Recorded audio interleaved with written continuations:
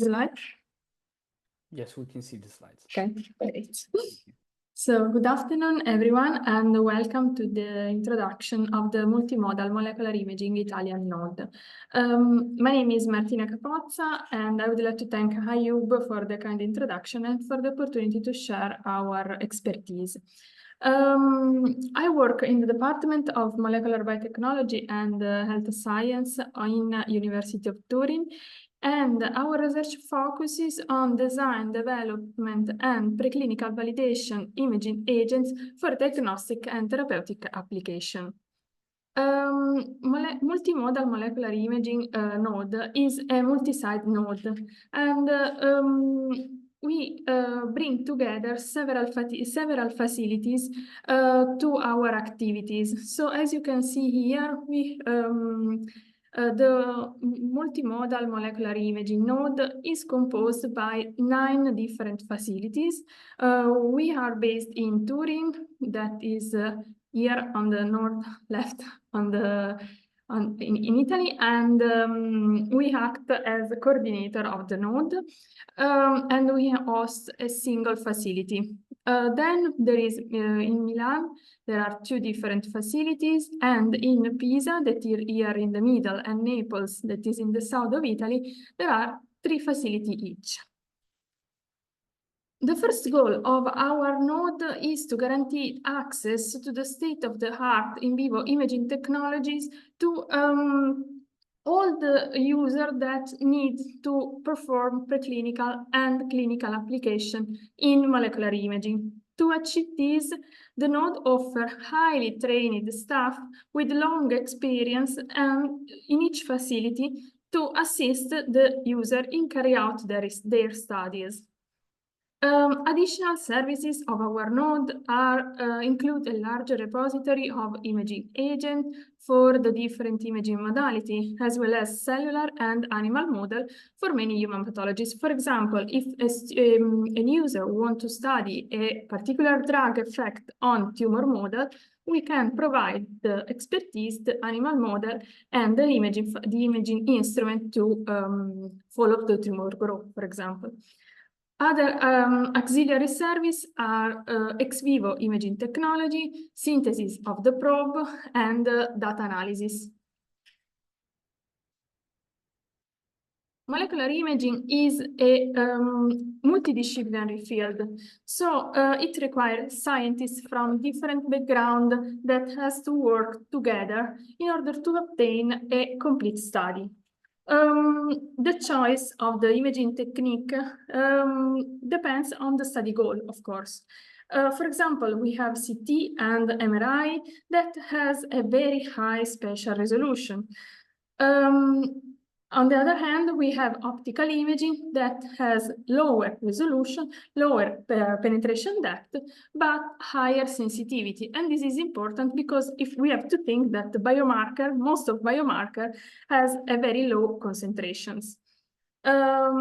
We also have nuclear medicine technique like PET-SPECT that also offer excellent sensitivity, no problem in depth, in penetration depth, but they have a lower resolution.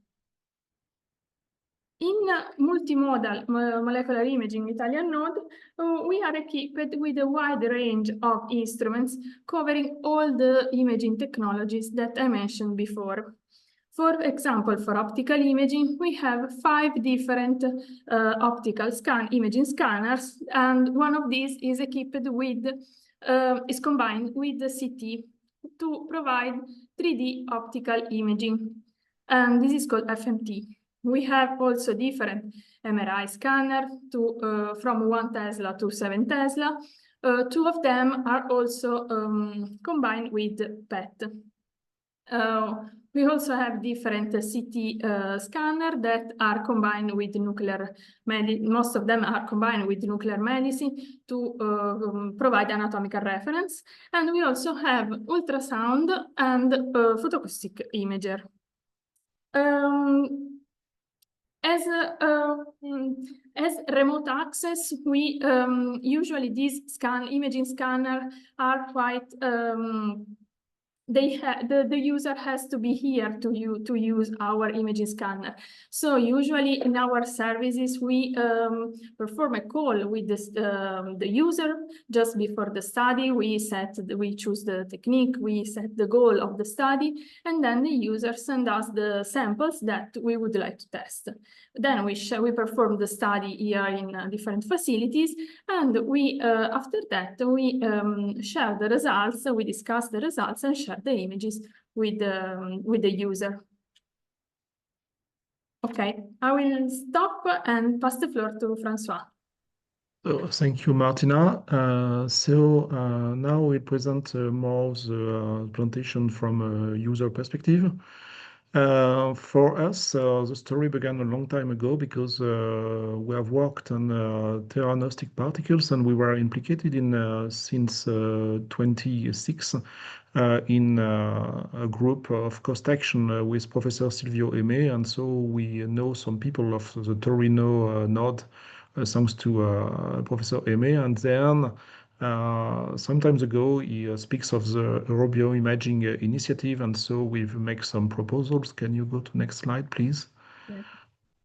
Yeah. Thank you. In 2021, we make the first proposal to study the broad distribution of chelating biocompatible polymers that we develop in the lab, and we have the discussion with the team of Eliana and Giuseppe. And so what we do for all the proposal is to have first a discussion with the team in Torino to discuss all the experiments on the animals, to see the number of animals, each group, and so on.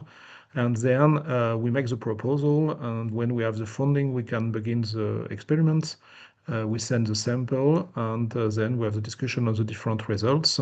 And as you can see, we have three fundings. So the first one on chelating biocompatible polymers, then on the biodegradable hydrogel, and then for the delivery of antibody drug conjugate that is very recent. Can you go to the next slide, please?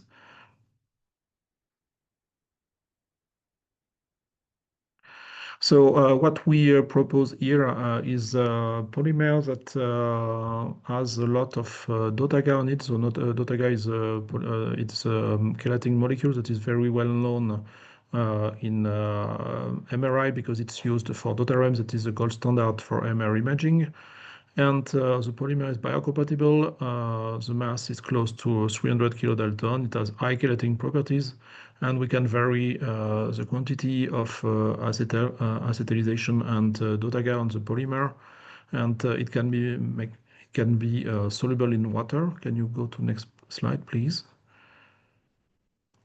And so the first call was to prove that the polymer can be followed by MRI and to see the pharmacokinetics of the polymer. So it has been done on healthy mice, and what we can see is that we have a very interesting biodistribution with a kidney elimination of the polymer with no retention in liver, spleen, or muscle.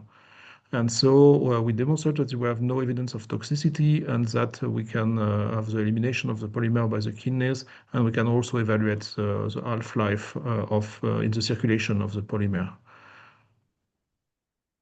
So now I go to the last two projects. So we have a lot of discussions because the idea is here to make an hydrogel that can be used after subcutaneous implantation and to see if we can deliver antibodies to the mice and then at the end to the patient.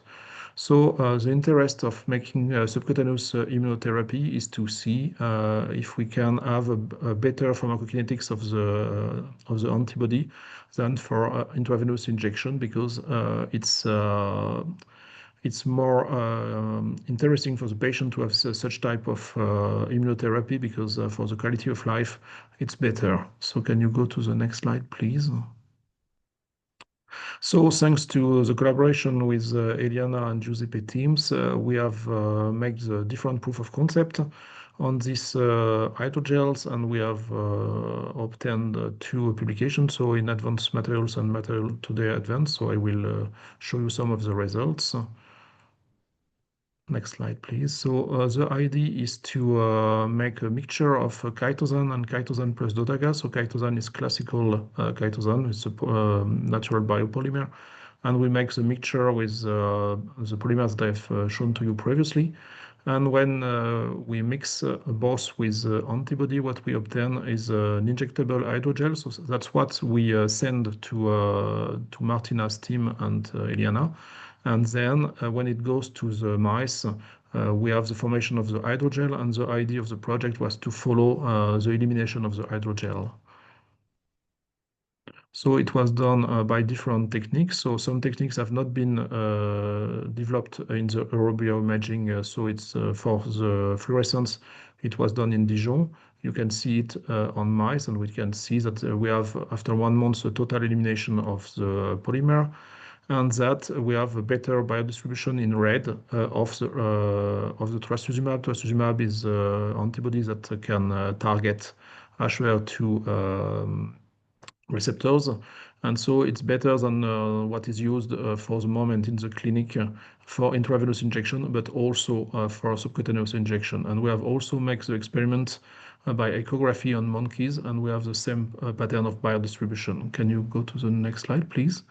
And so in Torino, what we do is to follow also to have a complementary image by MRI. So here you can see the elimination of the hydrogel by MRI. There have been an evaluation of the volume, an evaluation of the T1, and also the histologic tissue analysis. And we see that at the end we can have a total elimination of the polymer. Can you go to the next slide, please?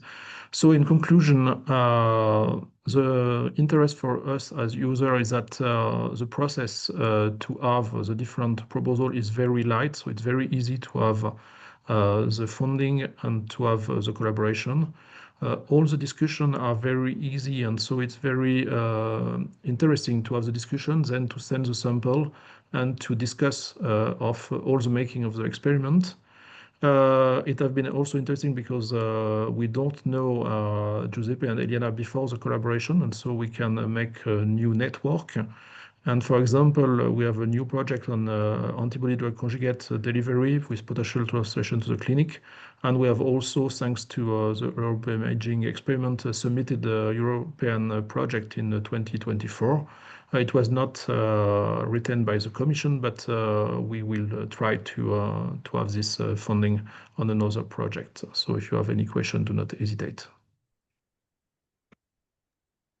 Great. Thank you, Martina, for highlighting the facility, and François for giving us some insights on your experience benefiting from remote access, which looks in your case quite straightforward, but in other cases of remote access can be a bit more challenging.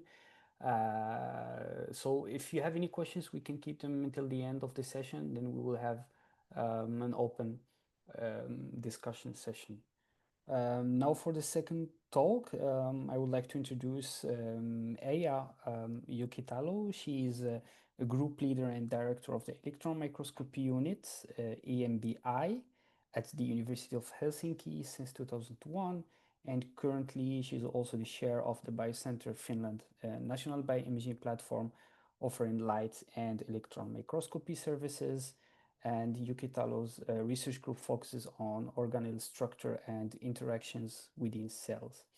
And last but not least, Uriel Koziol. He's an assistant professor in cell biology since 2017 at the Universidad de la República in Uruguay.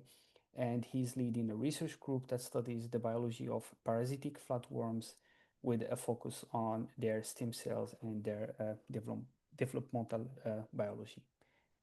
Eija, the floor is yours. Thank you.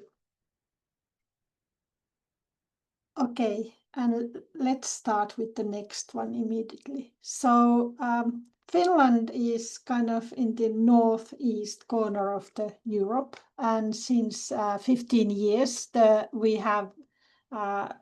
15 years ago in Finland, we organized different infrastructures as national platforms. And the biological imaging infrastructure consists of 5 nodes in 5 university cities, Helsinki, Turku, Oulu, Tampere, and Eastern Finland. And Euro-BioImaging advanced microscopy node consists of the units in Helsinki, Turku, and Oulu. If you turn next slide, please. So in these 5 nodes, we have 12 imaging facilities operating, and we provide services in electron microscopy, light microscopy, mesoscopic imaging, and high content imaging. And the Euro-BioImaging Finland node is coordinated from the Turku University, and then the national bioimaging coordination is here in Helsinki. So in the next slide, I have just collected info about my own unit. So typical projects in my unit starts that the users first do some light microscopy, and then from that we move to the EM, and then from traditional thin section TM we then go into the 3D EM. So the main technologies that we provide is the standard transmission and scanning EM, immuno-EM. These are mainly asked by the local users. Then we do correlative light electron microscopy and volume EM, which we also have a lot of national and also international users. And in the unit we have 4 microscopes and then the instrumentation for sample prep.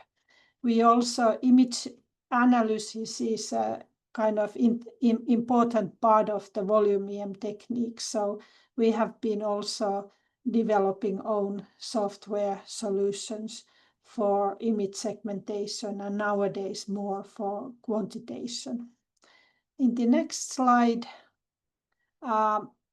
one slide introduction to volume EM. So by the community, we have defined the volume EM that it's a study of large 3-dimensional volumes of cells or tissues at nanoscale resolution with a continuous depth greater than 1 micron. And volume EM can be done either with a transmission or scanning electron microscopes. And there is kind of 2 options. That first we can prepare sections, and these we can do serial section imaging either with the TEM or SEM, or subject the sections to electron tomography, which is collecting a tilt series and then back projecting it into the 3D. And then the other option is actually to image the block face, not the sections, but the block face. And this is done with kind of special detectors on scanning electron microscope. And then there is 2 different systems how to generate the fresh block face. We can have either a small ultramicrotome with a diamond knife inside of the SEM chamber, or we can use focused ion beam to really burn the surface of the block.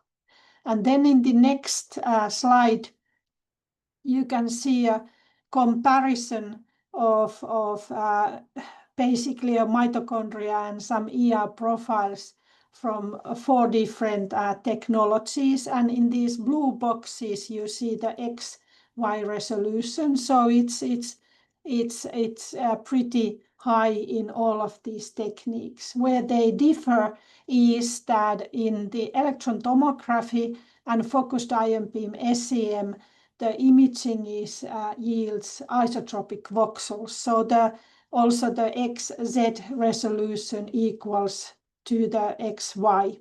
Whereas in serial block phase scanning EM and array tomography, the Z step is much higher. So when choosing what would be the right volume EM technique, of course, resolution is the first to consider that what is the required. But in the next slide, we have also included here the volume. So these two things really go hand in hand. So the greater the volume, then typically we need to sacrifice or come back with the Z resolution. So I think that for any given project, these are the two main aspects to kind of consider, that not always go to the highest resolution, but what is the sufficient resolution to see the target, what you want, and then what is kind of the technology where you can fit the region of interest. And once you have selected, and then there is this reference to the paper that we wrote last year, which gives kind of more considerations in this selection of the techniques. But once you have kind of decided what would be the best technology for a given project, then on the next slide you can see that then after that we can then determine what is the optimized specimen preparation. So these different techniques have a little bit different demands in terms of contrast of the sample. So they in all of these techniques the sample is plastic embedded, but with varying decrease of heavy metals. So we really I recommend always to use optimized protocols. So we should first determine which of the technique to use and then start preparing the samples. Okay, and in the next slide is just this is now going to the remote projects, and this is kind of a typical workflow which we kind of divide into 3 steps: sample processing, imaging, and image processing and analysis. And the sample processing always starts with the user doing the fixation. And then in the next slide there is just highlights, and then so the red steps are where we need communication between the users and the unit. So the fixation is done by the user. The samples are shipped to our unit, where we do my staff is doing the embedding. But during the trimming stage, there we need to have a communication with the user, and together we will find the correct area of interest. And then again, we depending on the technique, we either trim the block or do the sections. And then during the imaging stage, again, it starts with the interactive session.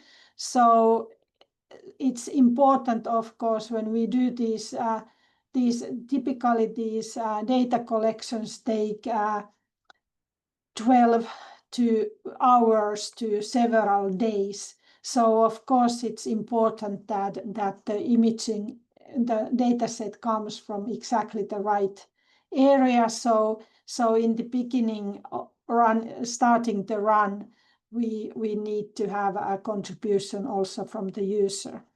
And then once the data set is collected, then again we will do some kind of pre-processing for image analysis, so we can do the stitching, alignments, and image normalization and so on.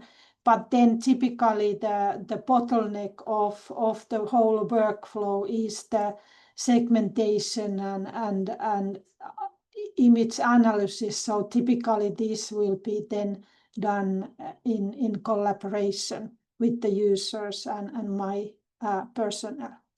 And in the next slide is just the solutions that what is or how we have kind of solved the issues with these remote processes, so remote projects. So for sample processing, it's very easy.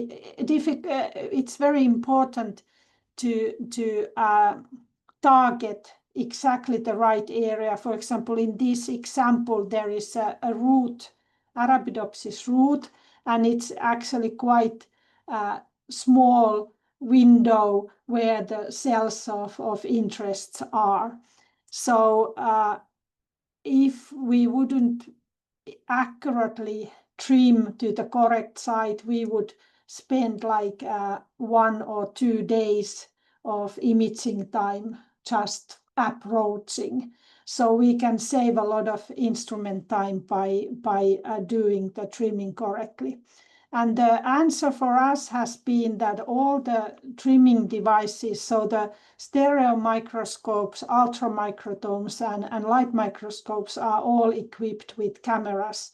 So we can actually take images and record every step of the process and share it with the user. And this way we can work together.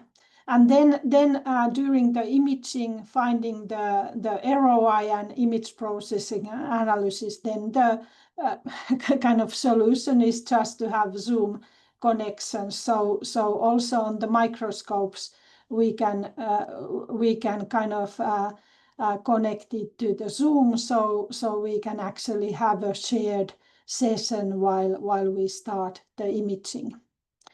And then my last slide. Second, this is another example just of the process. So this is not the project that we have done with Uriel, but this is example of a national remote project. So it starts by imaging rat brains using diffuser tensor imaging, so the MRI, which is in Eastern Finland. And then they fix the brain, they make the cryostat sections, which are then sent to us. And then in this image B, and so that is how they have done the imaging of these sections in Kuopio, and then the sections are shipped to Helsinki, and then we process and again take images of every step, and then they can kind of carefully select the box which contains the area of interest, and then if you click next, so then that is the kind of volume which now covers the marked area of the MRI. And then next image is then just the model from that area. So it's a very kind of stepwise process. And I think that the main requirements, of course, these remote projects require from us a little bit more staff resources, because we need to always kind of rely on getting contact with the user, and sometimes we work in a different time zones and so on. So it needs a little bit more kind of scheduling.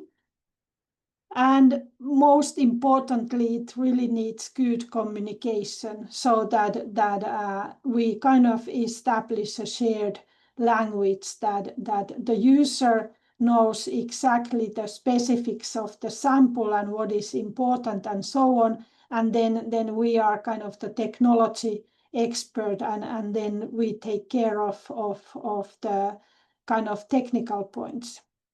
The main challenges have not been that much, they are not scientific at all, but usually the two main challenges are that sometimes the samples, how to get them through customs.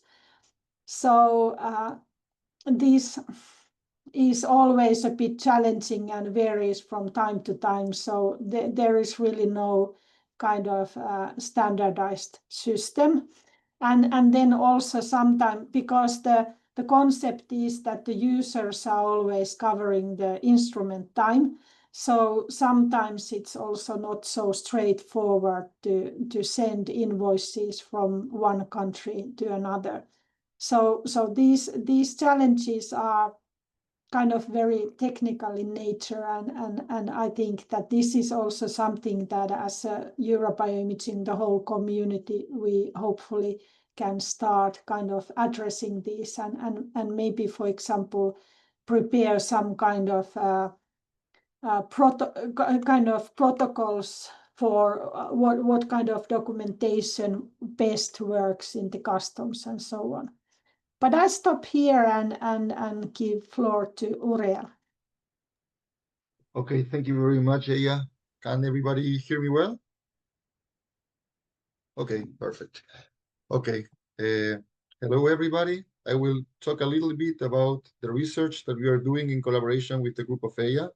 I will talk a little bit about our model because it's not so common, just to give you a brief idea. And then I will go more directly into actually what we were doing in collaboration and are still doing in collaboration with Eija. So as the title says, it says massive loss of nuclei during the final stages of larval development in tapeworms. So first of all, what are tapeworms? Most of you probably heard of this before, but okay, tapeworms are parasites, and there are parasites of all kinds of animals, but in particular, tapeworm larvae cause several serious diseases in humans and domestic animals, especially in the developing world. What you can see here are two of the main parasites that affect humans, including Echinococcus and Tinea. I'm not going to go through the whole life cycle in detail because it's not important. The main things that you should see from this slide are that these are zoonotic diseases, and they have complex life cycles that are cycling between large domestic animals. For example, on the left with Echinococcus, between dogs and sheep or dogs and cattle. So these are systems that are very difficult to maintain in the lab, as you can imagine. And the other important part is that this larvae that can infect humans, the infective stage is called an oncosphere, and it's released in eggs into the environment. And these oncospheres are extremely small, difficult to handle, and are infective to humans. So as you can see from that biohazard sign, there are very few labs in the world that are actually working with these oncospheres. So our approach here, we wanted to study larval development in tapeworms without this biohazard. So what we are doing is working with a different model, which is Hymenelepis microstoma. It's a tapeworm which is closely related to Echinococcus and Tinea, but as you can see, this life cycle is much easier to maintain in the lab.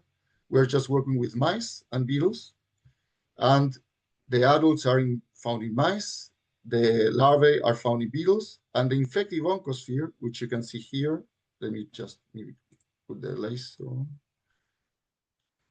Oh, sorry. The oncosphere that you see there is not infective to humans, so we can easily work with it. Easily, well, it's something relative. It's not the easiest organism to work with, the oncosphere. These are extremely small. I don't know if you can see there. Okay, it's working the video. They are really extremely small. The whole egg is more or less of the size of a human hepatocyte. The actual larva is even smaller, but despite this extremely small size, as you can see, it has a relatively complex behavior. It's doing these hook movements and secreting substances so that it can penetrate the intestine of the host and go into the parenteral site, where it will go undergo development. And to give you an idea of just how small it is and how hard it is to study with traditional methods, what you can see here, this is a picture showing a giant neuron from an insect in A.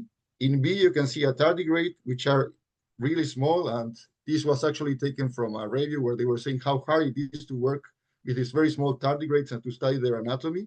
And what you can see there, where the green arrow is pointing, this is the oncosphere that we are working with. So it's extremely small. And we were studying its development. So it's embryonic development. It's going up. The number of nuclei is going up, as it's common during embryonic development of any animal, until it reaches what we call the maximum stage, where you can find 80 nuclei. And then as development proceeds, we saw that the number of nuclei quickly decreased to only around 25 nuclei. And in the active infective oncosphere, only 25 nuclei remain. And first, we thought that we were seeing extensive apoptosis or cell death. But as we were studying particular cell types, here you can see on the left just nuclear staining in blue to see the drastic decrease in the number of nuclei that you can find.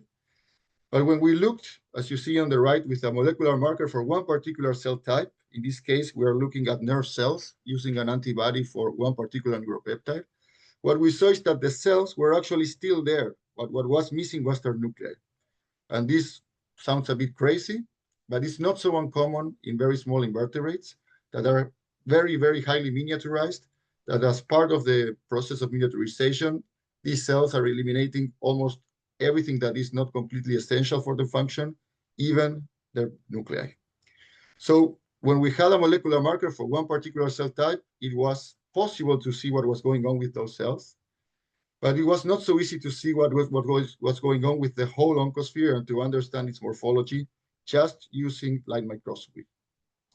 So we had these questions like, what was the actual cellular composition of the oncosphere, both in the embryo and in the hatched oncosphere? Which cells are eliminating their nuclei? And what are the cellular mechanisms of nuclear elimination? And we reached the conclusion that we could only answer these questions with volumetric electron microscopy. And this is where we contacted the group of Eija and decided that SBF-SEM, so scanning blood fakes serial electron microscopy, was probably the way to go. So this is the technique that Eija just described briefly. The basic idea is that you have a block ready for electron microscopy, and you're doing ultra-thin sections and imaging the surface of the block at each step. And depending on how thick the sections are, how big the step is. And this sounds simple enough, but it takes quite a bit of optimization. So the way that we worked actually for the collaboration was, we had the life cycle here in Uruguay, we had the embryos and the infective larvae. And whenever you see the Uruguayan flag, that's what we did here. Whenever you see the Finnish flag, it was done in Eija's lab. And when you see both flags, it was the things that we had to do in direct communication. So we were fixing both embryos and infective oncospheres here in Uruguay, following the protocols that we got from the lab of Eija Jokitalo. And as Eija said, one big problem here was shipment and customs. We figured out how to ship this so that material would be reserved. And customs was really a bottleneck where we had to make sure that things were moving quickly enough so that the materials were still good enough for processing. Processing was done, then the staining and the bedding. And as Eija said, the whole process of selecting the right pieces of tissue and orienting the blocks and trimming the blocks, this was done in collaboration. This was done basically by email, showing us the pictures of how they were cutting the blocks. And then the actual imaging, this kind of imaging is pretty much ideal for remote access in that you need maybe 1 hour by Zoom or a bit more to select the right place on the block where you want to actually do the imaging. And this was done in collaboration, of course, with Ilya Belevich, who was actually sitting there at the microscope, trying to show us the best positions where we could maybe find the ideal embryos and the ideal orientations. And after 1 hour of selecting the right place, then it's 8 or 9 hours where the microscope is more or less automatically doing this serial sectioning and serial imaging. Ilya was still checking in from time to time to make sure that everything was going well. But after this 1 hour where we're collaborating and working together, selecting the best place, then it's pretty much automatic. And then, as Eija said, the big bottleneck then is to actually analyze all that data and to do the segmentation of the data, which basically means assigning a material, so a cell or a nucleus or a mitochondrial identity to each pixel in each picture. And this has been done mostly by Emilia Failace here in Uruguay with the collaboration and advice of Ilya and Eija from Finland. So we'll just show you a little bit of the results that we got. Here is a video showing the serial sections on one embryo. And what you see in different colors is actually the manual segmentation that Emilia did for different nerve cells in this embryo. So this is a late embryo where there's already cell differentiation. We can identify these nerve cells. And we have actually now reached the level we have completely segmented at least one embryo and one infective larva to actually do the comparison and understand what changes are going on during these final stages of development. So what you can see here on the left, what we knew here in Uruguay from light microscopy, and then on the right, each nucleus from the embryo or from the effective larva, which has been already segmented, identified, and giving a color according to the cell type, which you can find there. And we have now actually segmented the whole embryo and the whole larva, so we have studied their muscles, their stem cells, many different things. But for the rest of the talk, I just want to show one particular example, which is maybe the easiest one to understand, which is the nervous system, which I was telling you before. So what you can see on the left is our images, light microscopy images, confocal images, using a marker that can stain all of the nerve cells. And on the right, what you can see is the comparison of what we get after we do the full electronic microscopy reconstructions. So we have 5 nerve cells in the embryo. The same 5 nerve cells we can identify with the pretty much stereotypical morphology in the embryo by electron microscopy. And we can see that these same 5 cells remain. We can now easily see what each of the projections is and where it's coming from, which we couldn't see before by just light microscopy. And we could confirm that in each of these 5 nerve cells, the nuclei has been eliminated, which is something that we couldn't really do before just by light microscopy. And I want to focus just on one particular cell, just to do the one-by-one comparison. It's this, which we call the M nerve cell. It's in the middle of the oncosphere. You can see it here in green from electron microscopy reconstructions. On the top is in the embryo, and below it's in the infective larva. And on the right, you can see by immunofluorescence, we have an antibody that recognizes just this one particular nerve cell. And you can see we found an even greater similarity that we haven't even expected between electron microscopy and confocal imaging.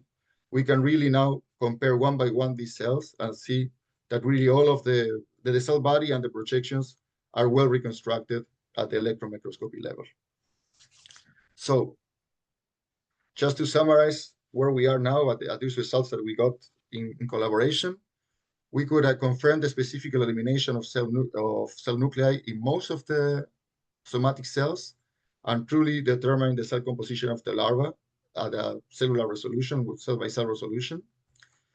And in particular for muscle cells and nerve cells, we could confirm that most of the nuclei are eliminated, all of the nuclei at the nerve cells and most of the nuclei for the muscle cells. At this point, we're trying to finish this part of the work, and for the remote access, we are using many of the software that was developed at the lab of Eija Jokitalo.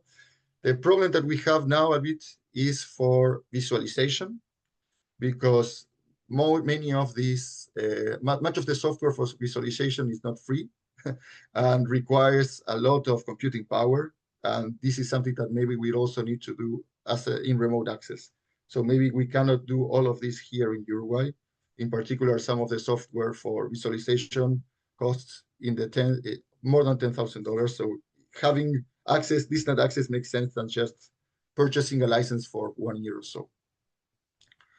And finally, we have some evidence of what's going on with the missing nuclei, both from the electron microscopy images that we already got, but also from more experiments that we did in our lab. And we have evidence that they are being eliminated by autophagy. So what you can see in the left here is nuclei that are surrounding by an autophagy marker. So ATG8, which is usually found in autophagosomes. And phagophores, you can see that they are surrounding these nuclei. And in electron microscopy, we can see phagophores surrounding nuclear herniations. So seemingly, they are being eaten step by step, bite by bite, from the whole nucleus. And finally, by live imaging, we can confirm that we can find these nuclear fragments eventually find their way into lysosomes, as we see this colocalization between nuclei and lysotracker. So with this, I finish my presentation, just to the final acknowledgements from both Eija's lab and my lab. and we will be happy to answer any questions.